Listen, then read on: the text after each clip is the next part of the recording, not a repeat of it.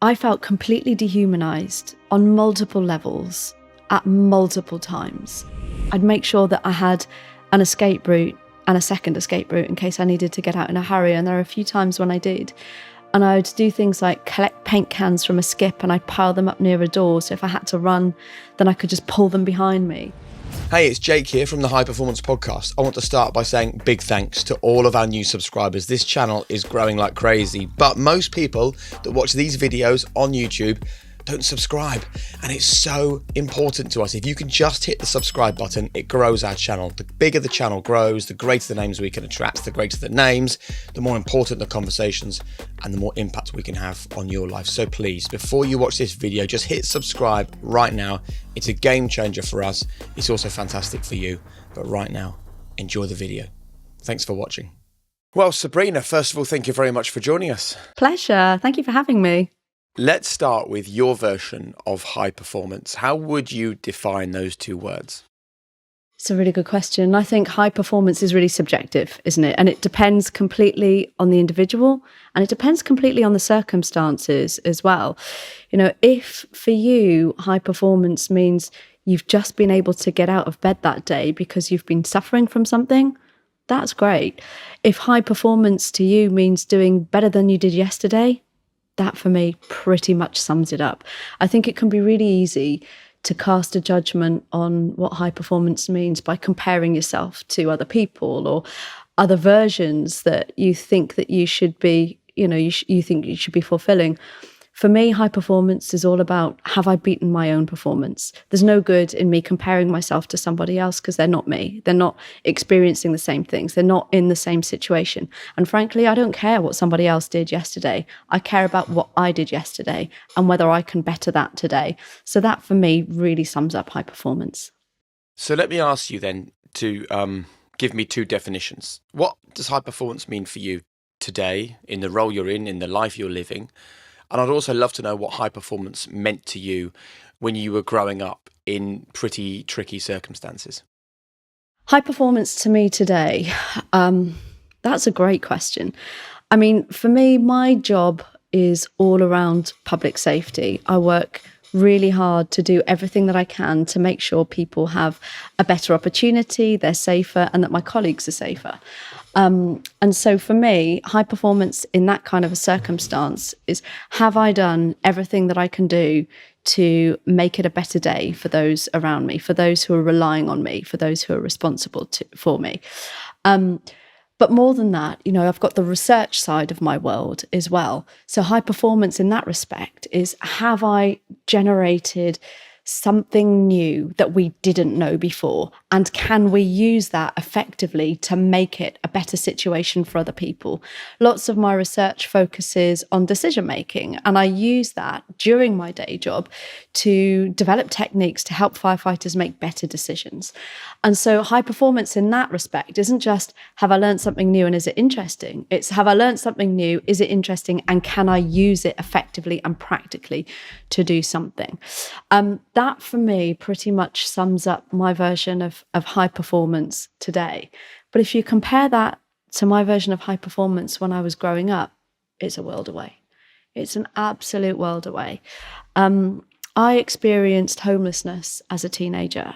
I spent 2 and a bit years rough sleeping on and off on the streets of a town in South Wales called Newport after a really challenging few years after my father died. And high performance to me at that time meant survival. Have I survived another day? Yes, that's a high performing day. Have I woken up this morning? Yes, I've woken up. I'm still alive. I'm still here. Nothing has happened to me in the night. That was high performance. And I think it's not just someone who's experienced homelessness, because I appreciate that that's not something that affects everybody, but everyone can relate to some kind of trauma that they've experienced on some level, something that they found difficult. And sometimes high performance in those kind of circumstances just means getting through it. And that's okay too. And I go back to the point I made at the beginning. High performance doesn't mean that you have to be a millionaire and drive an amazing car and, have all of those things that you usually associate with success if you were to draw out the stereotype. High performance just means doing better than you think you did yesterday. So take us back to that. I mean, it's a utterly absorbing response that you've given, especially about those early years. But tell us a little bit about the circumstances that led to you being homeless and the experiences of living on the streets. Oh, it was horrible. I mean, I've got a backstory that's by no means unique to me. My father died when we were young. I was 9 years old when we lost him, and he was terminally ill for some time leading up to that. And my mum found it incredibly difficult to cope. Her business collapsed and we lived in abject poverty for some years. And one thing I'd always say is when someone goes to war with their demons, it's everyone else around them that gets hit by the shrapnel. And that was absolutely the case in our family. My mother struggled terribly with her mental health after my father died. And it got to a point where it was a really volatile environment and a really difficult experience. And by the time I was 15, nearly 16, it was too much and I couldn't cope. And I ended up sleeping rough on the streets of Newport. But look, as difficult as it was, one thing that I would say is that when you're raised by a caregiver who loves you very deeply, but doesn't have the mental capacity or the physical resources to care for you in the way that they want to, you're raised to see any kind of authority figure through a lens of mistrust. And that was certainly the case for us. So I was terrified of the school knowing, because we had a social worker and I didn't want to end up in care. I thought care would be like some kind of Dickensian workhouse. So I was trying to avoid that at all costs. And so I slept rough and I still went to school, believe it or not.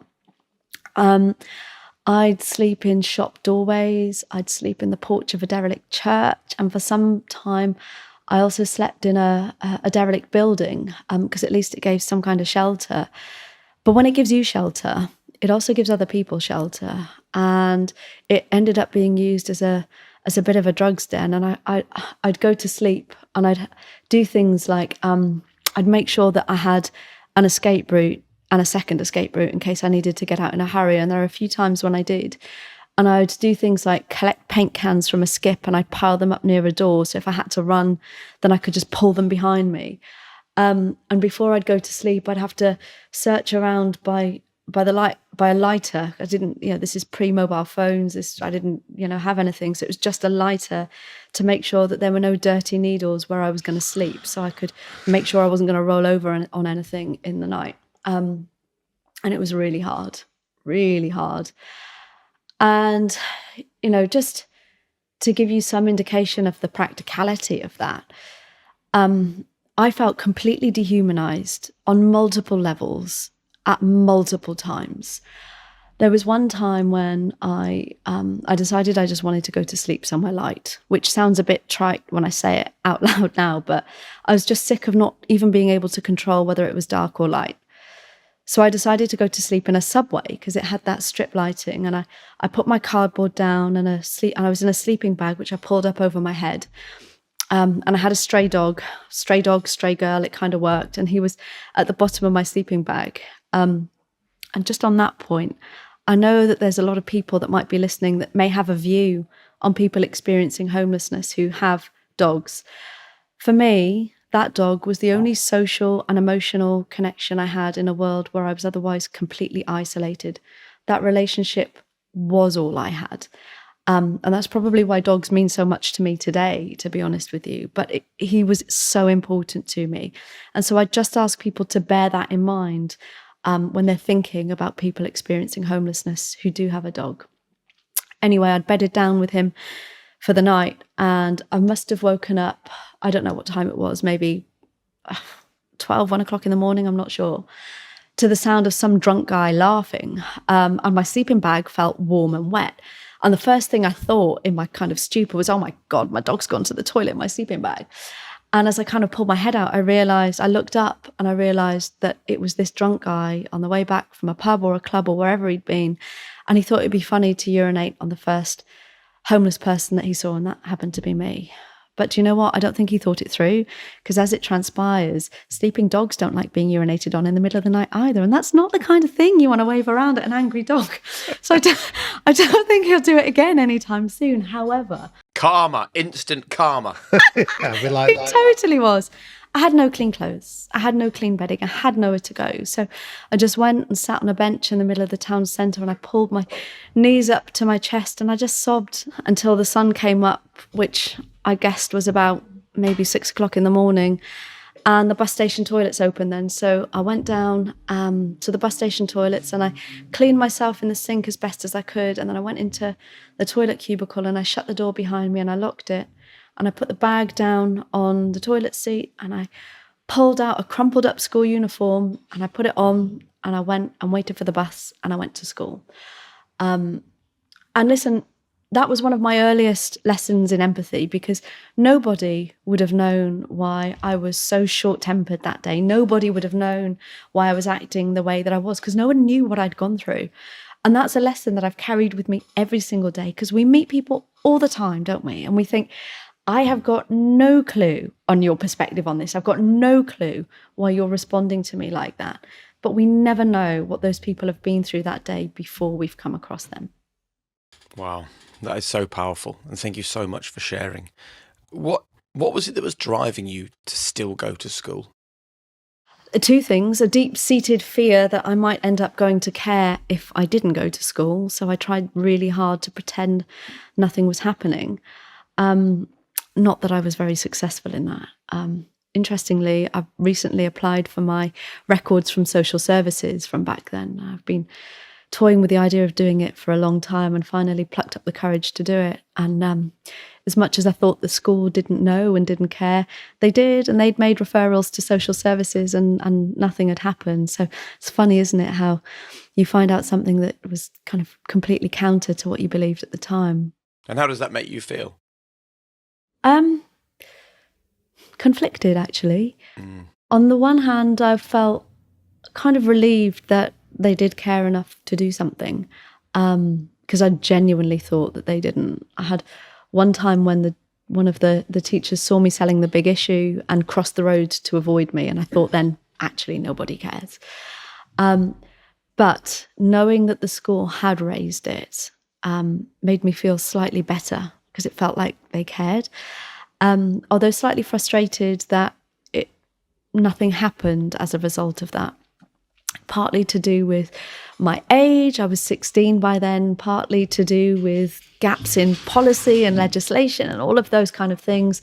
It was before the Children's Act of 2004 came in, which puts a statutory duty on public bodies to share information about vulnerable children. So I would hope if it happened today, I wouldn't slip through the net in quite the same way. But it was a hard read. A really hard read. I made a video of it actually because I thought it might help other people who were thinking about doing the same thing. But it's basically me just sobbing for an hour and a half. So I'm going to sit on it for a while and think about it. But just ask you, please, for people who are in that position and they are considering it, what would you say to them if they're listening to this? I would say, from my perspective, I'm glad that I did it. And the thing that I took from it that others may take from it is a different perspective. Because I'd looked at this period and all of my memories on it through the lens of me as a child, essentially. And that happened to be very different to people around me who might have withheld information because they thought they were protecting me or because they were embarrassed or ashamed. So it gave me another perspective, which has helped me to process things in a different way. So from that point, I'm really glad that I did it. But I would also say to people who are considering doing it, be prepared to revisit some of those emotions that might be very painful, that might be very traumatic, and know that doing that will come with you needing to create the space and time to process those again. Some people may be comfortable doing that alone. Some people may need some support and some help with that. However you do it is a completely personal choice and it's down to you. but just think about the support that you might need to help you take from it the benefit without the trauma overpowering that.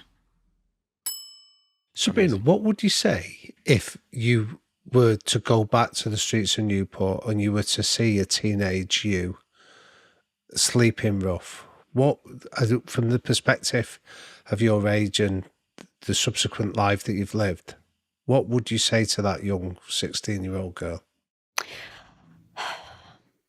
If your dog doesn't like him, he's probably right. Would be the first bit of advice. That would have saved me a lot of heartache. No, I think I'd say to her that in that space, it's normal to not have the headspace to find a strategy to live because you're so focused on the day-to-day tactics that you need to survive. And that's okay. And I think I'd say to her, don't be overwhelmed by how far you've got to go. Just think about the next step. Because I would look at how far I thought I'd have to go to get any kind of normality, or, even getting secure housing was incredibly difficult. And I used to look at people around me and I used to think, I can't compare to you. I'm nobody. I'm nothing. And it's not helped that when you're experiencing a situation like that, people will judge you. And I'd experienced that on a number of occasions. And I tell you something now, it doesn't matter how many times you can rationalize to yourself, there are 7 billion people in the world and your opinion matters not a jot to me. And you'll know that. It doesn't matter how much you rationalize that.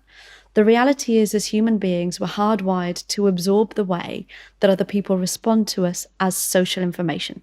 And that informs the way that we expect the next person to respond to us. Eventually, it becomes how we speak to ourselves and our inner narrative. So it can have a really profound impact on you, even though you know that their opinion doesn't matter. And that was certainly something that I'd experienced in that time. And it still sits with me now sometimes. And so I think if I were to go back, I'd say to that girl, even though you might feel like you don't have value, you do have value. And remember who you are. So was there a comment then, just to pick up on that, when you said how our brains are social organs, if you like, and we respond to how people see us? Was there a comment that particularly sticks in your mind from that period that you said you still go back to today?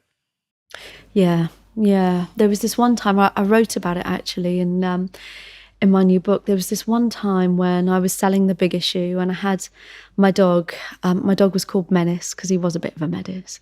I had him sat next to me and this guy was walking past and he must have been, I don't know, maybe late 60s, early 70s. And he made eye contact. So I smiled. I thought he was going to come and buy a magazine. And instead he started to shout at me and he was saying how disgusting I was and that I shouldn't have a dog, that I've only got a dog for sympathy and that I can't even look after myself. How do I think that I can look after another dog? And all of this kind of stuff. And he was insinuating that I was to blame for my situation, that I was experiencing homelessness because of life choices that I'd made, not circumstances that had led up to that. And he made me feel like the very few choices that I did have at that time were bad. He made me feel like I was bad. And it was awful. I can remember just turning around and like after he'd gone off, I just kind of like crouched down in the shop doorway and just cuddled my dog and and just cried a bit and then dried my eyes and realised that I still had loads of magazines to sell and then I was quite hungry, so I needed to sell them and just carried on with the day. But that kind of experience wasn't a one-off. I've been kicked and punched and spat at more times than I could tell you. And it really sits with you. And I hid my homelessness for more than 20 years. I joined the fire service when I was 18 and I didn't tell people about it because initially I was afraid that people would judge me. I was afraid that people, God forbid, might look at me with pity. And I didn't want to be judged on that. I didn't want to be judged on my experience. I wanted to be judged on who I was then and how well I could do something or not. That was the thing, that I wanted people to judge me based on me, not a preconceived idea of who I was because of what I'd been through. But it was hard because I'd look at other people around me who were successful. I'd look at other people in my industry, other fire officers that I saw as high performers. And they would be people who would always knew what to say. They'd always knew what to do. I'd never seen them fail at anything. I'd never see them feel like they were vulnerable in any way. And having this in my background made me feel vulnerable, and it made me feel like I couldn't compare to them. It made me feel like I couldn't be a high performer. And I tell you something that I've learned, I couldn't have been more wrong. We all want to put our best foot forward and talk about our successes. That's normal. But the reality is, when you do that, you're presenting a really curated version of your life. Every success, behind every high performance, is a litany of mistakes and a litany of failures and things that haven't gone so well before you get there. And if we're only ever talking about the successes, we're not talking about the reality. And in truth, we're making it harder for people who are coming up behind us, and we should be paving the way, especially for people that have had difficult experiences or who haven't had opportunities, who've had to fight that little bit harder. Why shouldn't we make it easier for the underdog? And if that means being a bit more honest about our journey, that's something that we can all do more of tomorrow. We don't have to wait for something to do that. So why did you wait then? I was afraid, in truth. I was afraid because I thought that if I was open about my experience, that people would judge me, that I would be even less likely to be able to be like one of the people that I looked up to, because I was looking up to a role model that was unattainable, because it was a curated version of. So what gave you the courage to share your truth then? When I started to do my research around decision making, one of the things that I learned very quickly is that every decision that you make is based on your perspective, which carries with it all of your experiences. So every decision that you make isn't just made based on that one thing that you're looking at in the moment. You carry everything with you up until that point. And when I wrote my first book, The Heat of the Moment, which was all about how our brains make decisions under pressure, and my experiences in the fire service of making decisions in the heat of the moment, those life and death decisions, I figured I couldn't be open and honest and talk with authenticity about the way that our brains work under pressure if I wasn't open and honest about my own experiences and how that informs the way that I make a decision. And the more I started to think about it, the more I realized that your circumstances don't define where you end up, only where you start from. And there are thousands of people who are still in the same place today that I was back then. And it was important to me to be able to talk about it so they know that the journey isn't impossible, that they know that they are worth more than they're giving themselves the credit for. And I'm so glad I did. The amount of people who've got in touch with me since, who were leading seemingly normal lives now, who said, you know what, I experienced homelessness. I was in and out of the care system. This happened to me. This really resonates. And I found it really hard to talk about. There was one person who, he's a police officer now with a lovely family and a really happy life, who had a really similar backstory to me.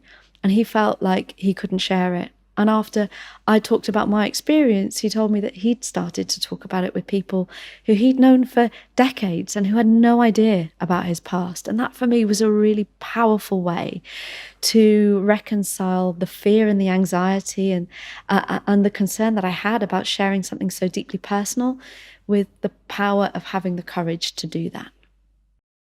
So here you are then, having spent years on the streets, dealing with constant rejection effectively.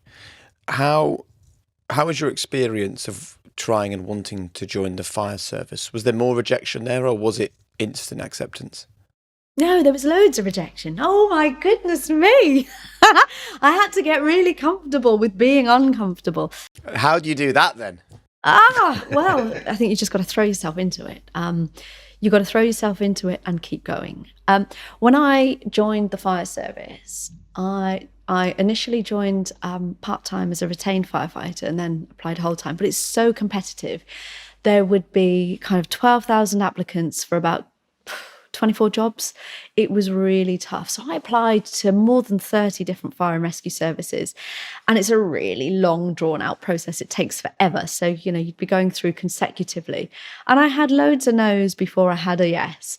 But then when I did join the fire service, there are people who are still like big brothers and sisters to me to this very day, who believed in me so much they pushed me to do things that I didn't think that I was capable of. But I make no bones about it. There were also an awful lot of people who didn't want to work with me because I was a woman. And now, bearing in mind, I'm talking about, 2001 now, so a good 22 years ago. I have been very open about my experiences. I experienced sexual harassment in the past. I was told that things have to be different for me because I wasn't a guy. And there were people who very openly said to me, I don't agree with women in the fire service. I think that I think that women will get firemen, they said. We've been firefighters for 30 years. There's not a person employed on a contract today that was ever a fireman. But he made the point of saying women will get firemen killed. And eventually I kind of found my teeth a little bit and I said, yeah, I get it. I feel the same way about morons in the job. We should never employ them. No offense to you, my darling, but here we are. It was What's interesting there, though, is that when we rewind back to your time at school, there was a real fear there. There was a fear of telling people you were homeless. There was a fear of going into care. Fear kind of followed you around for a long time. Suddenly it feels like you've found a way to be fearless. I mean, to speak like that. I mean, even to speak out about sexism in the fire service, that's a fearless thing to do. I know the stats because I've read them in your book. 3% of women in the UK are firefighters. It's a nonsense. It's not good enough. But there are risks attached with you talking like this, aren't there? There absolutely were. When I think about some of the things that I experienced, there's no way I should have gone through that. But you know what? I didn't challenge it at the time. And I'll be really honest about that. And that is one of my biggest regrets. That is one of my biggest failures. Why is that a regret or a failure, though? Because you can't become these things until you go through the experiences in life that turns you into someone that can deal with them. Maybe you just had to learn. And I think you've got to not be so tough on yourself. It's true. But equally, by not speaking out, I didn't stop it from happening to anybody else. Yeah. And I'm sure that there were people that came up behind me that had the same experience that I had that might not have if I'd have had the courage to speak up then. And that's why I look at people who are talking about this today and I really admire them. I'm really pleased that they feel that they can talk about those experiences. And it's so important that we listen and we do better as a result of it. But for me, the reason that I didn't speak out at the time is, in truth, I was young. I was, I joined at 18. I was really young. I was insecure and I felt like the balance of power was against me. I felt like I didn't have the voice because of the dynamics in the group. It's not about, the service or the organisation and what they do or whether they take it seriously, because I'm pretty certain they would have. It was about the acceptance of your peers. It was about being perceived to be the squeaky wheel. And I just went into survival mode because I wanted to survive. And when that was happening to me, I would think, there is no way you're taking this away from me. I've worked too hard. I've come too far. There is absolutely no way on God's green earth that I'm giving up because of you and your bigoted opinions. It's not happening. And that drove me to carry on and to continue. But that didn't drive me on to stop it from happening to anyone else at the time. And so that's why I regret it. But what I find intriguing, Sabrina, is what was it about the fire service that was so attractive to you to want to, first of all, go there, but then have that courage to confront those kind of dinosaurs, to be able to stay there? It's a good question. I think for me, when I was experiencing homelessness, but secure accommodation started to become a reality for me. And there were a few failed attempts at secure accommodation before one stuck. So it wasn't just about a roof, it was much more than that. But when that became a reality, I started to think about what else might become a reality. And the reason I started to think about the fire service is because I think firefighters are in an incredibly privileged position, because they're trusted by people to know what to do when they might be having the worst day they've ever had in their lives. They are at their most vulnerable. They don't call us unless the situation is so extreme that they don't know how to deal with it. And I felt like I could relate to that because I'd experienced the best part of 2.5 years of not knowing what was going to come next, of feeling incredibly vulnerable, of feeling like every day was my worst ever day. And so I think in a funny kind of way, I wanted to help people in a way that no one had been able to help me. So although the context is different, the sentiment is exactly the same.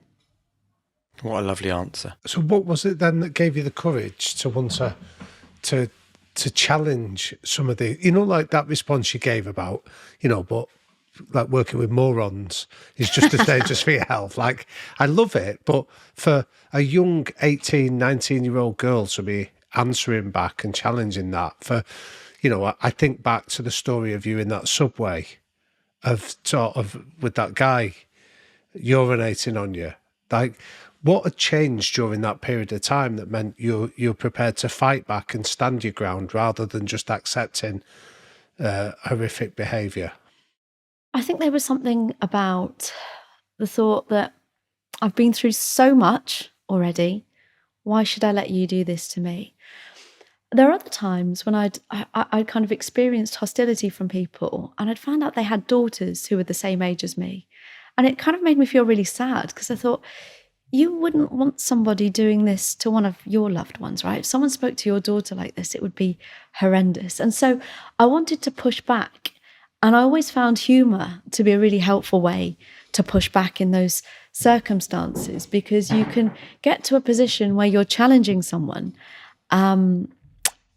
but you're doing it under the guise of, it's all right, we're just having a laugh, it's fun. But really, that's not okay.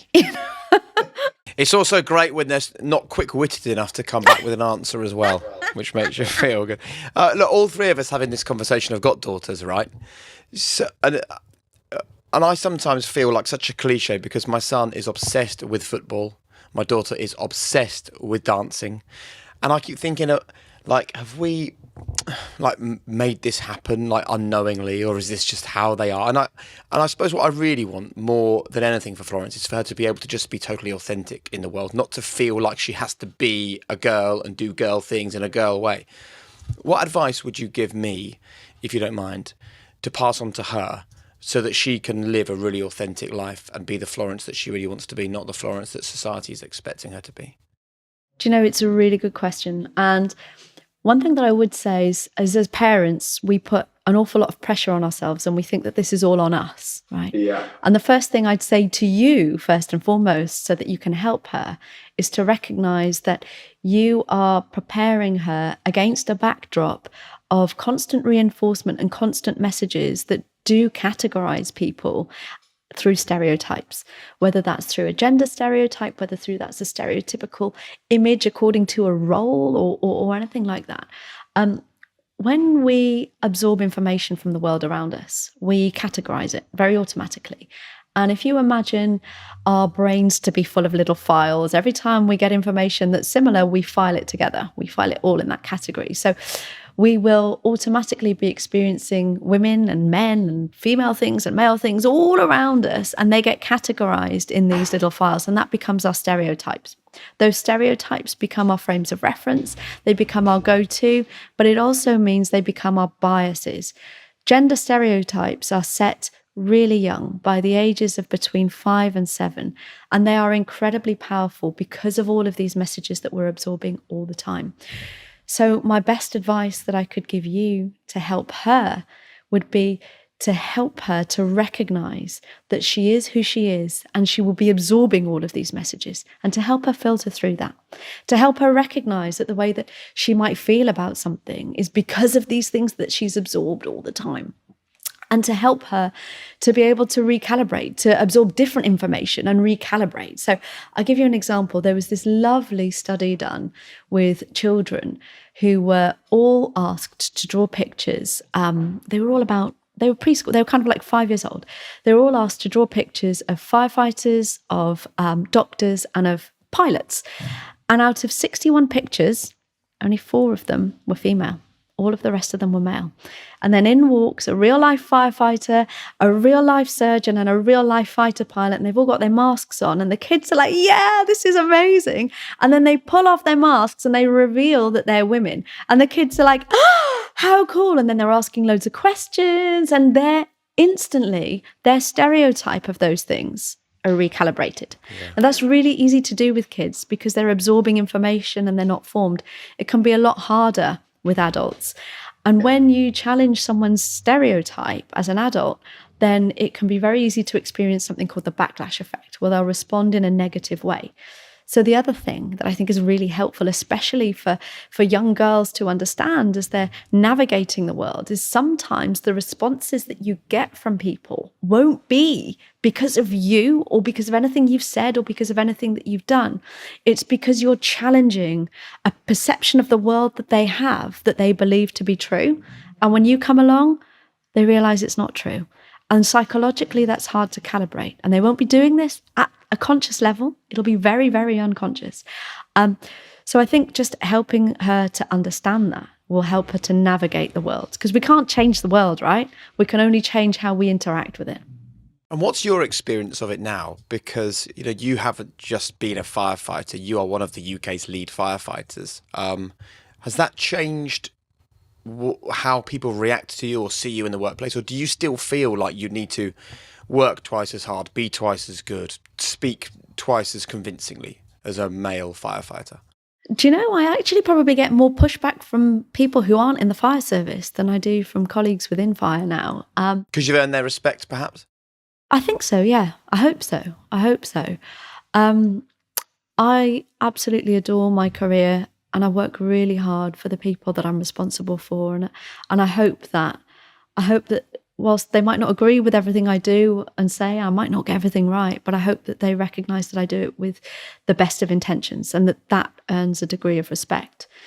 But I think for members of the public or people that don't know anything about it, they're really surprised. And I'll give you an example. In my book, I wrote about a dinner party that I'd gone to with my husband. And we were chatting to a couple there. We hadn't met them before, kind of knew them from the school, but hadn't really spoken to them. And they said, what do you do?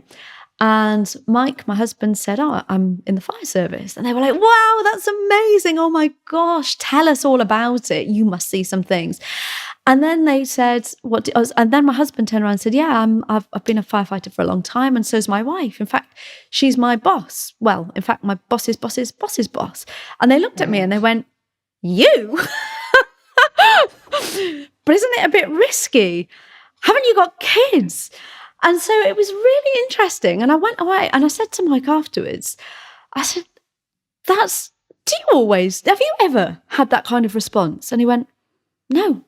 Never in more than 20 years of firefighting has anyone ever turned around and gone, ooh, that must be a bit risky. Amazing. No, do you know what? Like, I work all the time as a TV presenter, traveling the country, covering football. No one has ever said to me, who's got the children? What about your children? It's mad, isn't it, when you look at it in that respect? Not once have they ever said that. Yeah. It's funny, I was doing an interview once and the presenter was really gracious and he had his list of questions, and I'd just been promoted to chief at the time. And one of the questions was, so you're a chief fire officer, you're a mum, how do you juggle the two? And I kind of looked at him completely deadpan and I said, exactly the same way that my predecessor juggled it with being a dad. And he went, yeah, that was a bit of a stupid question, actually. Can we scrap that, please, and not use it? You're educating people. But do you know what? Again, have empathy over opinion, I think. Because don't forget, people asking that question have lived in this same world, haven't they? Where these are the messages they see. And absolutely. I have absolutely no hostility towards people. And frankly, I would rather that they say it and they ask, and then we can have a conversation and we can go, Oh, yeah, actually, that is a bit daft. I think sometimes when you are so aggressively confrontational, you lose the ability to get somebody to change their mind, right? Because they're kind of automatically in defense mode. And I think sometimes if you can in a kinder way, or even a more lighthearted way, just kind of offer a different perspective, it's enough to start somebody thinking differently. And it's interesting, when I was writing my book, I found a glorious bit of research that looked at people who were they were fathers who had a firstborn daughter. And what it found was that fathers of a firstborn daughter were actually more likely to vote politically for a female candidate than people who didn't have a firstborn daughter. And it's amazing, isn't it? When you have someone that you can relate to, you're automatically changing your stereotype, right? That you're seeing them in a different way. And so sometimes it's just that experience and that exposure can be enough to recalibrate whatever your stereotype is, whatever your mental file is kind of creating that bias.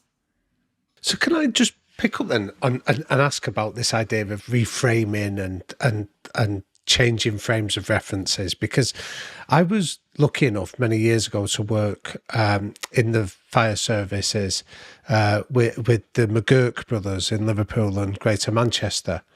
And one of the things that they were trying to do at the time, Sabrina, was almost move away from this idea of firefighters were recruited on like the mental model of Red Adair, coming in, kicking down burning doors and saving people from buildings. And yet the statistic at the time was that just 7% of the time of firefighters was actually spent dealing with fires. So that left 93% of the time that they almost wanted to change the reference from, rather than fighting fires, to preventing fires. So it was about knocking on doors and fitting fire alarms for old ladies, or running football competitions in inner cities to get kids off the street. And I know from first-hand experience of seeing in those fire services how difficult it was to get people to reframe from what they held true to what they now needed to face. And I'm interested, for our listeners, of people that might have similar challenges within other organisations, of getting people to embrace a new way of working or adopt new methods. What have you learned from your experiences that might be able to help our listeners do something similar? I think that whenever you're trying to affect some kind of change, whether that's in an organisation as a leader and you're trying to do something differently, or whether you want to get your family to think about something in a different way, one of the biggest challenges that you will come across is if you're asking someone to do something differently, or you're asking them to be different, you may well be challenging their sense of identity. And certainly when we talk about, the firefighting example, being a firefighter is not just a job, it's a vocation, and it becomes a huge part of how you see yourself, a huge part of your identity. And so if you go into a career with that in mind, and then all of a sudden you're asked to think about something differently, then you feel like you're being asked to think about you differently. So I think for me, when you're trying to change anything, you have to get people to think about what it means to them and what it means to how they're going to see themselves. And at that point, you can start to think about what the motivator is. What is the motivation to me to change this? And for me, taking that example, and I've had conversations with firefighters about this many, many times. When you think about the work that we do and the jobs that we go to, we see the aftermath of some of the most traumatic experiences that people have ever had. Whether it's a house fire that's completely destroyed somebody's life, whether it's a road traffic collision, those people, the thing they all have in common is they woke up that morning expecting it to be completely normal with their bowl of cornflakes, but something happened without warning and their lives were turned upside down. We know that that's a reality. And when I talk to people about this, I talk about how much better it would be if we could stop that happening at all.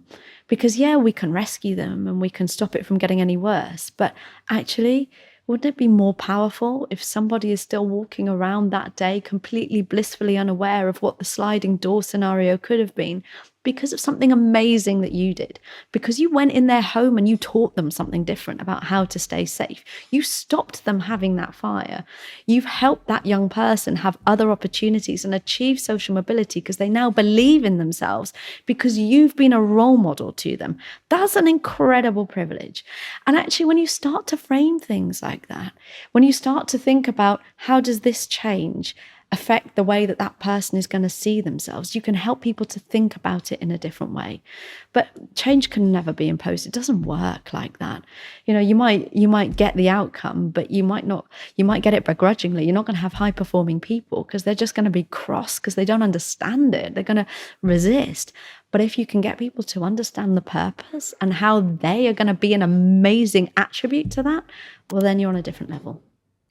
And the sad truth is, even if you can try and prevent disasters at source so they don't happen, some will. And as the Chief Fire Officer of West Sussex Fire and Rescue, you were the lead responder at Finsbury Park, at the Westminster Bridge terror attack as well, at the Grenfell tragedy. Can you share with us what those very sad incidents taught you about effective leadership? Yeah, I mean, those incidents were when I was in London Fire Brigade and I was dealing with the aftermath of Grenfell and some of those other terror attacks. And they were really challenging incidents, and they're challenging because of the impact that you see on people. But you know what? Sometimes it's not always the big incidents that everybody hears about that have the biggest impact on you. Sometimes it's the smaller ones that nobody else knows about, but actually have an enormous impact on you because they recalibrate your view of something. So I'll give you an example. There was one road traffic collision that I went to me and Mike were due to get married, when dating goes too far, that thing, marriage. And I'd gone to this road traffic collision. It was this young couple that had just got married. They were on their way back from the honeymoon and they had all their luggage in the car and they had their Mr. and Mrs. towels on the back seat.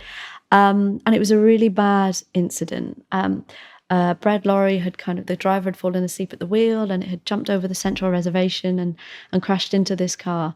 And sadly, the husband was killed instantly and the wife was in quite a bad way, but she was conscious.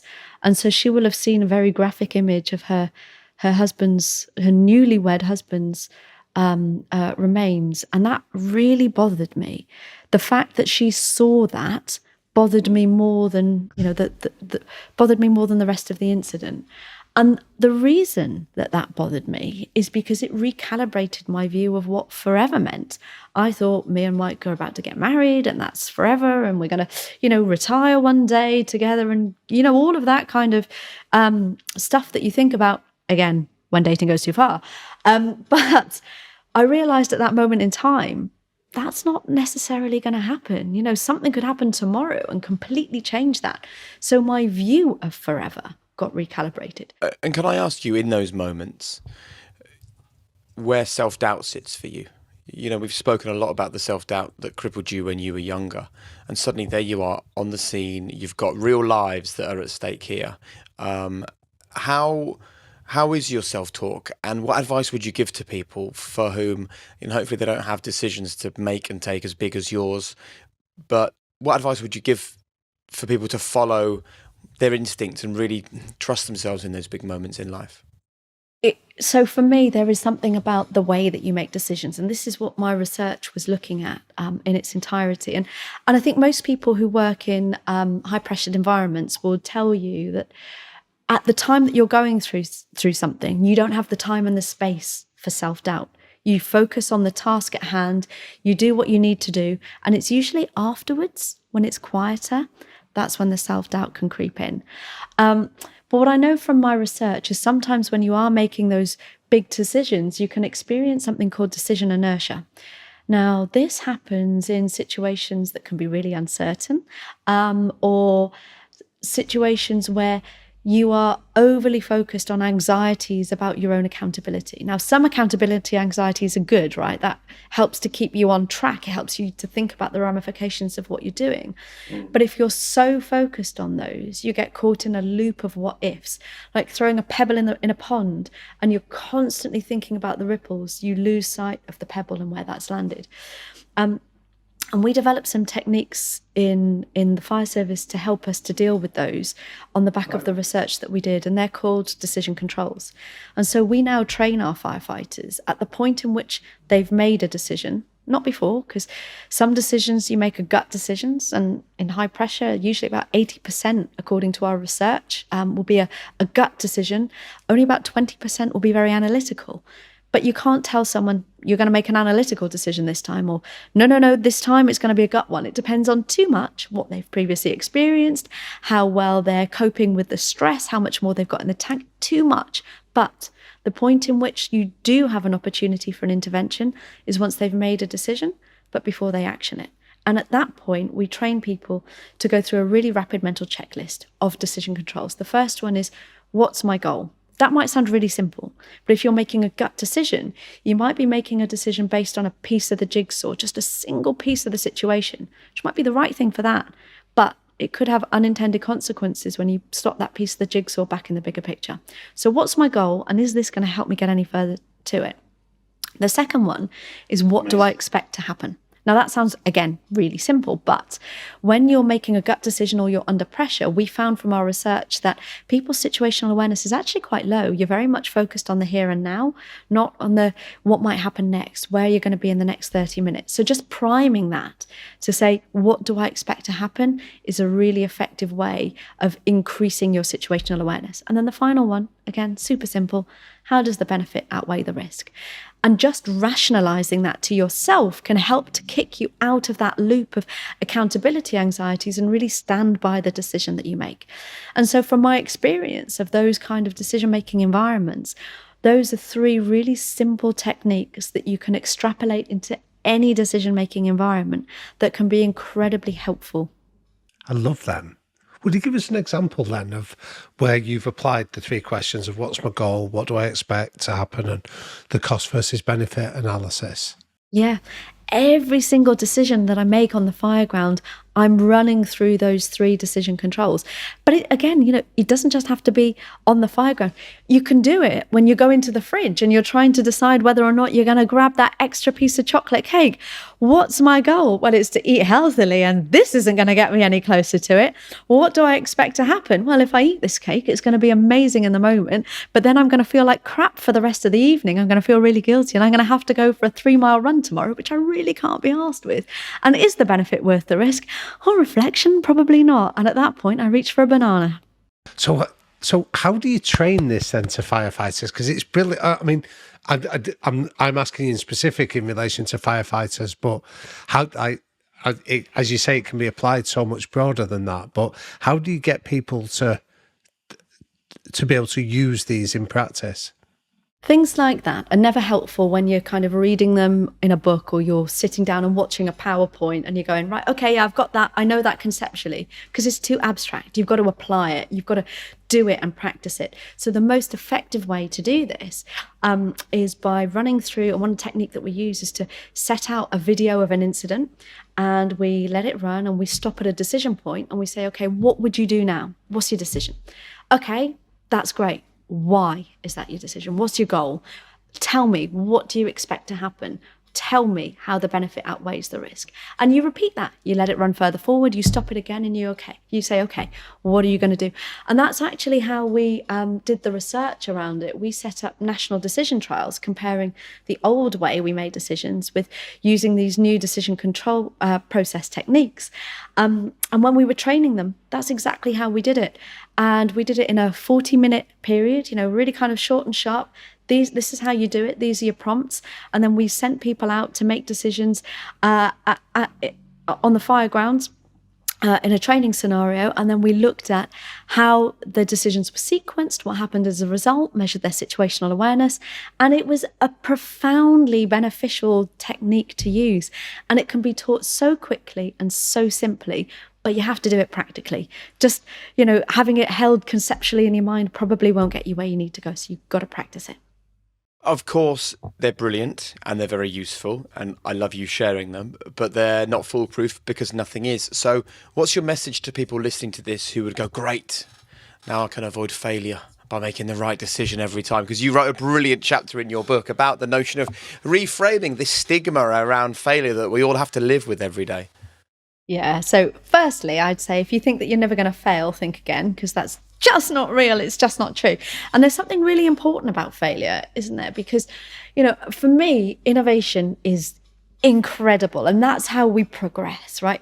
It means getting out of your comfort zone. It means doing something that's not the status quo. It means doing something different. And when you do that, that comes with a degree of risk because it might not happen. It might not work. If it did work, we'd be doing it already and we'd all know about it. So actually, if we're going to shift the dial, it means doing something that comes with the risk of it not working. And I would rather fail quickly and learn fast, because then you can rejig, then you can change something, then you can do something differently. But it's not easy. It's not easy because nobody likes to fail, right? We want to succeed. And so I think that by kind of owning your failures with as much conviction as you own your success, you can signal to other people that, look, it's normal to fail at things. It's okay. Don't get me wrong. I'm not saying that we should all wake up tomorrow and strive for failure. I'm not going to go into work and go, I'm going to mess this up as badly as I possibly can. No one's going to do that. You're going to try your best. But the reality is it might not work first time. So being open about that, being honest about that, and helping to kind of embed that sense of psychological safety with other people means that if they fail, they know that they can talk about it, they can admit it, they don't have to hide it away. It's just the reality. And then you can talk about what you can do differently, how you can succeed, how you can get to this place that you're trying to get to. So I think it's actually really powerful.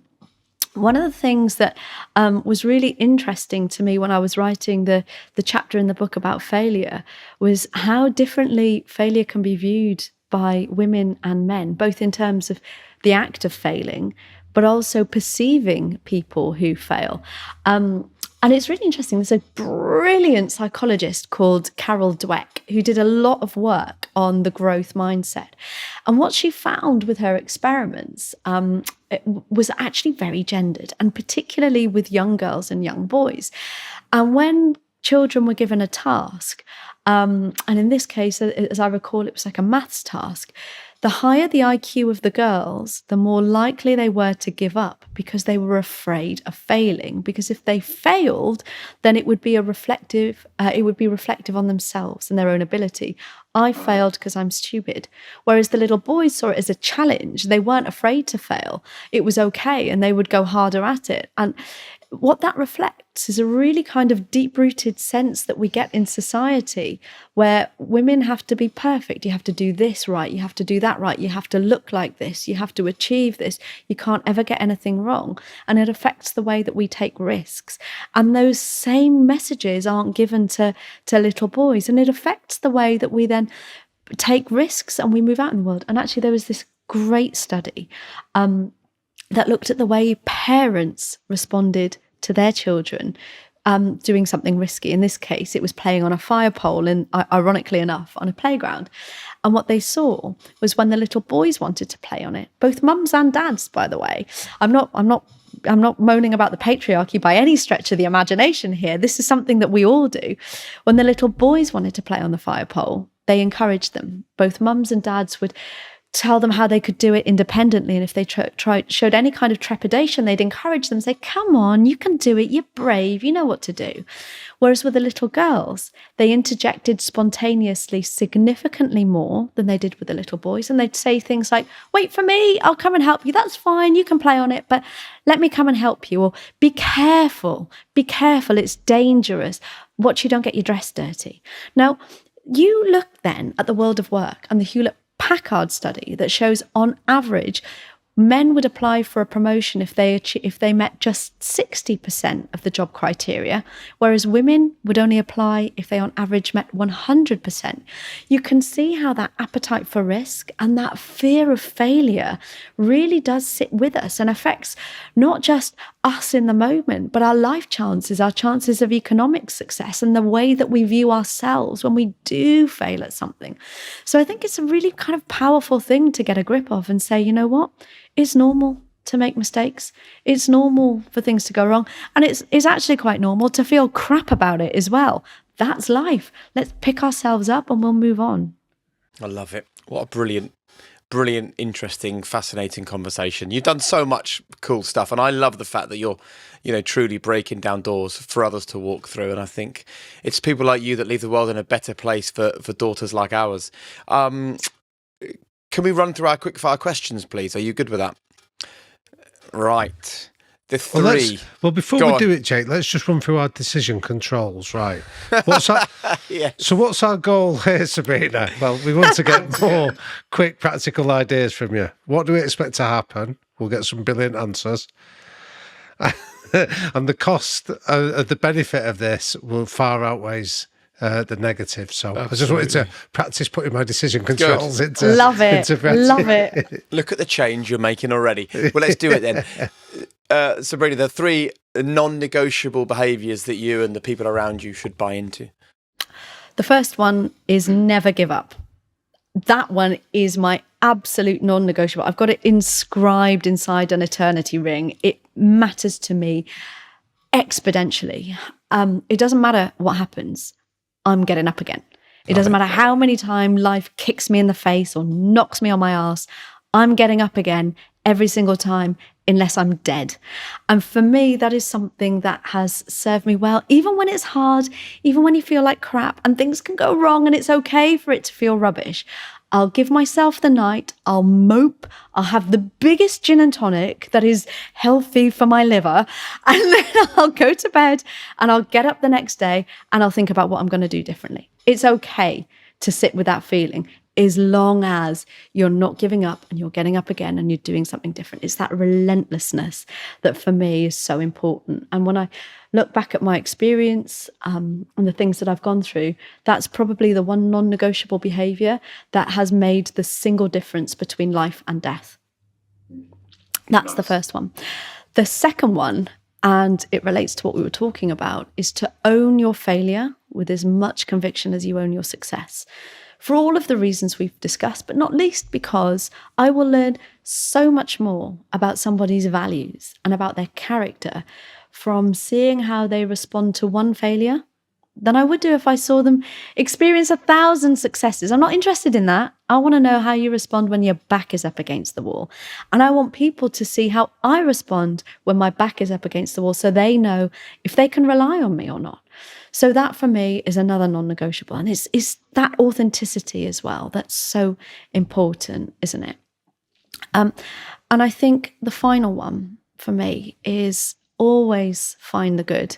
It doesn't matter how crap the situation is or how badly someone has behaved, always find the good. And when I look back to my experience of homelessness and some of the really bad ways that people have responded to me, one thing that really helped me during that time is to think that I've had a bad moment with you. I've had a really bad moment. I've experienced maybe the worst of you on this day, but that doesn't characterize you.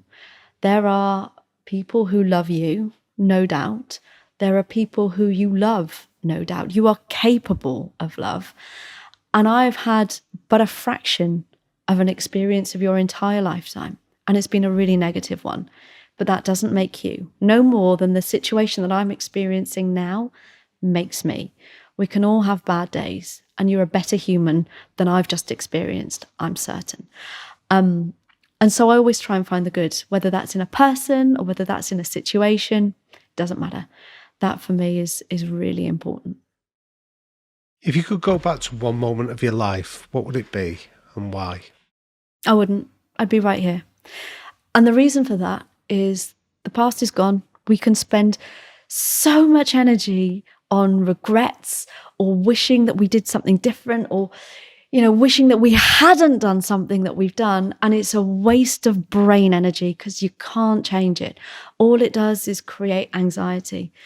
And frankly, I don't care much for the future either, because it's not here yet. Who knows if it'll even come here? My everyday reality is surrounded by people who thought that they were going to have a tomorrow, and it never came. So there's no point in wasting your time thinking about that either. So I wouldn't go back to any point in time. The only thing I have any control over is this moment right now. That's a fabulous answer. You can't mention your books, although can I just say at this point, having read them, no, you haven't. No, you haven't. This is for the next question. You can mention your books as much as you like before now.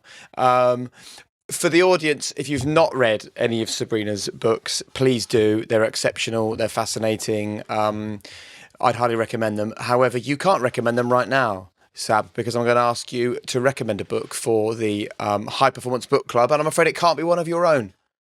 Well, that's okay. That's okay. The book that I would recommend, this might be a bit soppy, but it's a book called The Old Man and the Sea by Ernest Hemingway.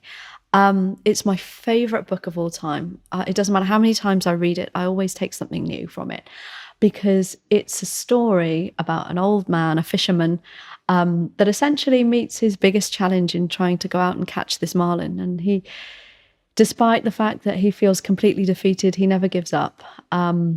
And I'm not going to spoil the story for those of you that don't know it by telling you the outcome of it, but essentially it's a beautiful story of hope and resilience. And I find it really inspiring every time I read it. It's quite sad in places because it's real, and it's a bit gritty from that perspective. But I love that book. Doesn't matter how many times I read it, I always learn something new. What's your biggest strength and your greatest weakness? I think my biggest strength is, I think it was something I learned actually. I think my biggest strength is genuinely believing that you can't control what happens to you in life, and you can't even control how you feel about it. But the bit that you can control is what you do about it next. And that's the thing that gets me getting up again every time I get knocked down. That's the thing that makes me look for another route around a problem when everyone else says it's impossible, give it up, it's never going to happen. It's that concept that gives me the drive and the hope to be able to do things when I might actually just feel like giving up. So that for me is the biggest strength. My biggest weakness is definitely my dancing. It's just embarrassingly bad. Like, no one needs to see that, like, ever. I have no musicality. I have no coordination when it comes to that. But it doesn't stop me doing it, which is somewhat embarrassing for those around me. Go for it, man. Go for it. I would like to know, what is the biggest failure you've ever experienced, and what did it teach you? Oh, that's a great one. Well, I already talked about one of the things that I deeply regretted being not challenging some of the sexism that I experienced really early on in my career. So I won't go back to that. But I think one of my other failures that I found really difficult when I look back on it is my inability for years to admit that I'd experienced homelessness. That for me was really tough, because when I look back, I was hiding such a huge part of who I was and what I'd experienced.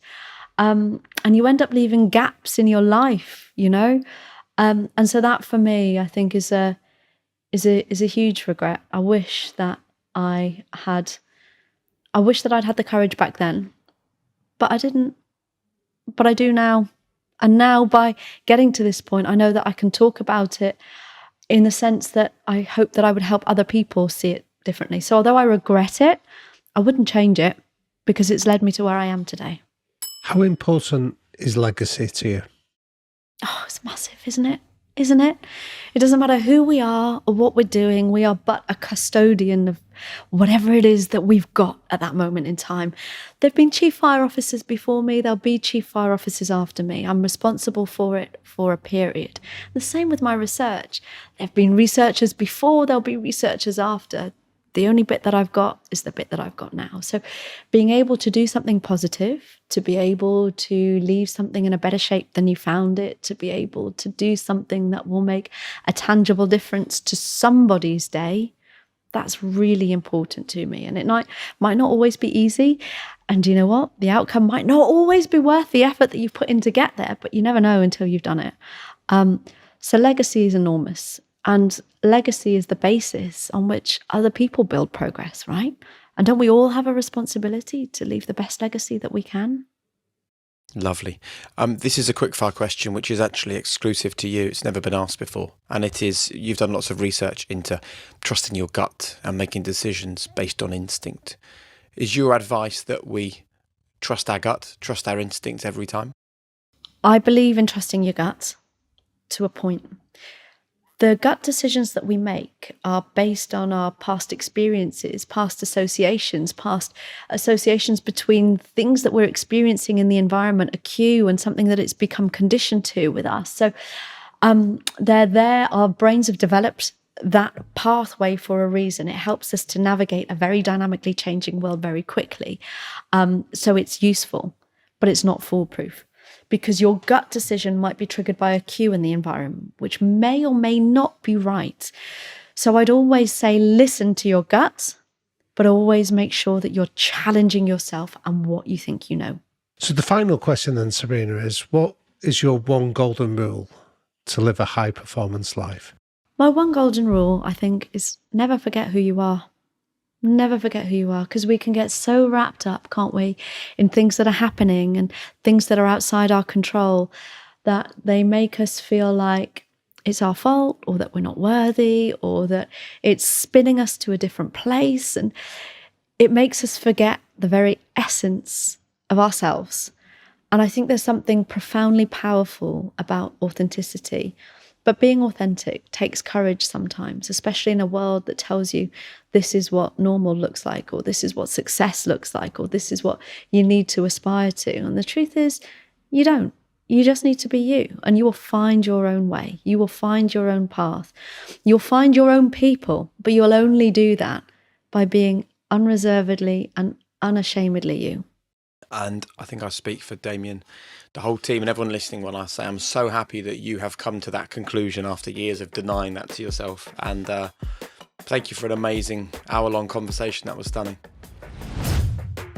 Hey guys, it's Jake here. Listen, before you go, please do me just one favour.